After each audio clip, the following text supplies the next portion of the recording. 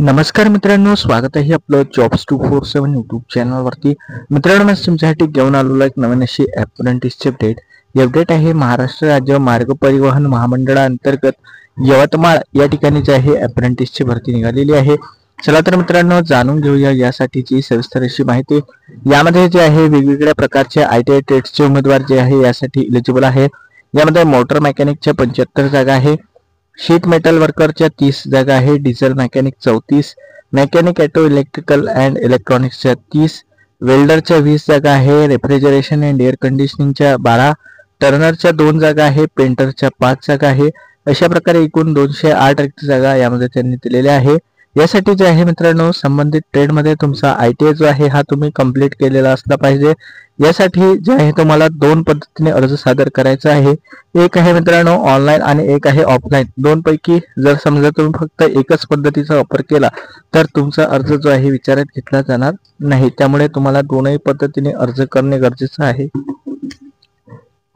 यामध्ये जे आहे मित्रांनो, तुम्हाला एक डिमांड ड्राफ्टच्या सहाय्याने जे आहे पेमेंट करायचं आहे.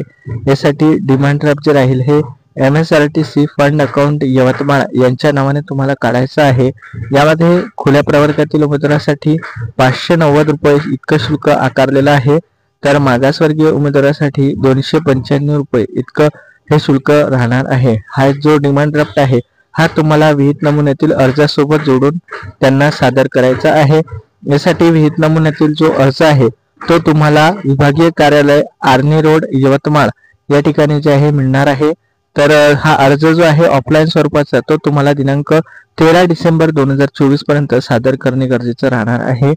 वयोमर्यादा जर बघितली मित्रांनो तर 13 डिसेंबर 2024 ला ही काउंट करण्यात आलेली आहे. तर 13 डिसेंबर 2024 पर्यंत तुमचं वय कमीत कमी 18 वर्ष, जास्तीत जास्त 33 वर्ष असलं पाहिजे. मागासवर्गीय प्रवर्गासाठी 5 वर्षाची सूट त्याने दिलेली आहे. यासाठी ट्रेडनुसार अप्लाय करायचं असेल तर खाली डिस्क्रिप्शनला मी लिंक दिलेली आहे, त्यानुसार तुम्ही ट्रेड वाईज अप्लाय करू शकता. यानंतरचा जो काही ऑफलाईन अर्ज आहे तो तुम्हाला संबंधित कार्यालयामध्ये मिळून जाईल. त्यासोबत जो काही आवश्यक तो डिमांड ड्राफ्ट जोडून तुम्ही तो संबंधित कार्यालयामध्ये सादर करू शकता. तर अशा प्रकारे जी आहे ही संपूर्ण अशी माहिती होती. मित्रांनो, तुम्हाला या व्हिडिओमध्ये दिलेली माहिती समजली असेल, व्हिडिओ आवडला असेल तर जरूर लाईक करा, शेअर करा. चॅनलवरती नवीन असाल, सबस्क्राईब केलं नसेल तर जरूर सबस्क्राईब करा. चला तर भेटूया अशाच एका नवीन व्हिडिओमध्ये. धन्यवाद.